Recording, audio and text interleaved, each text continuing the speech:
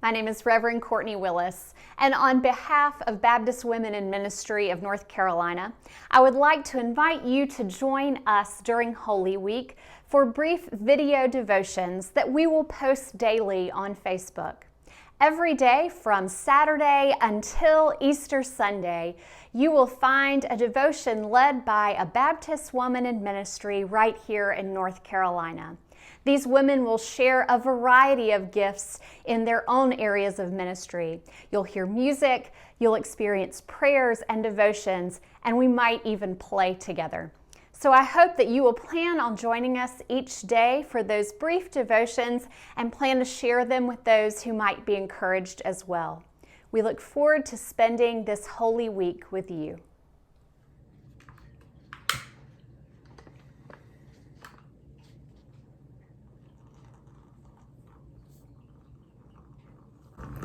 Good morning. I'm Virginia Taylor, and I serve as the children's minister at Mount Carmel Baptist Church in Chapel Hill. Today is the day that Jesus' followers had been dreading. He had told them that he was going to die, but they didn't want to believe it. They were in denial, but there was no denying it now. When they woke up this morning, that's assuming that they were even able to get to sleep. He was gone, dead, buried in a tomb. They had seen it with their own eyes. The Apostles' Creed states that during this time, Jesus descended into hell. All we know from the Gospels about this day is that the women rested in observance of the Sabbath. It's not that there wasn't work to be done. They hadn't had time to properly prepare his body for burial. That is hard work, emotional work. But it is also a gift of pure love to care for someone after they have died. It only made sense that the same women who had provided for Jesus when he was alive would care for his body now that he had died. But it would have to wait until after the Sabbath. There may not have been any work that day, but it's hard to imagine their minds resting. So many questions. Could we have saved him? Remembering everything they heard him say the day before from the cross. Piecing together what he had told them in the weeks leading up to his death. And what was it that he said about a resurrection?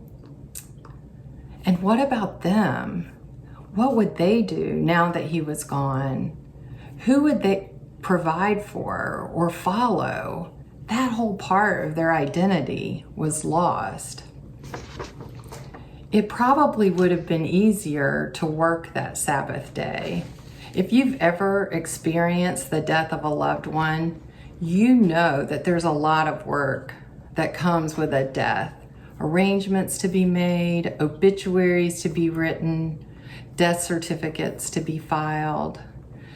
More than once, I have heard it said that the work of death proves to be a good distraction from the pain of the loss. It's not permanent though, and once the work is complete, the grief is there, waiting. Without the work of their daily lives that Sabbath to distract them, the women could begin to feel their feelings, to grieve and mourn and look for meaning in all that had happened. I think that the women were able to stop and observe the Sabbath that day because it was a habit for them, something they had practiced over and over. It was something they did automatically without question. There's something to be said about that kind of spiritual discipline. Sabbath, practiced regardless of what happened the day before, is always a good time to be reminded that God is bigger than anything we face or do. Certainly those women needed that kind of reminder that Sabbath day. One of my favorite writers, John O'Donohue, writes about the kind of solitude we can find in Sabbath keeping. He writes, "May you realize that behind the facade of your life, there is something beautiful and eternal happening." My prayer for you, for all of us, is that you will be able to step away today from your work of providing and preparing. Maybe put your cell phone in a drawer, if not for the day, even a few hours, and just sit or walk with God's Spirit and get a glimpse of your real life, the beautiful and eternal things God is doing around you, in you, and through you. That is the best way to prepare for the work and the surprises of tomorrow and the days that follow. Amen.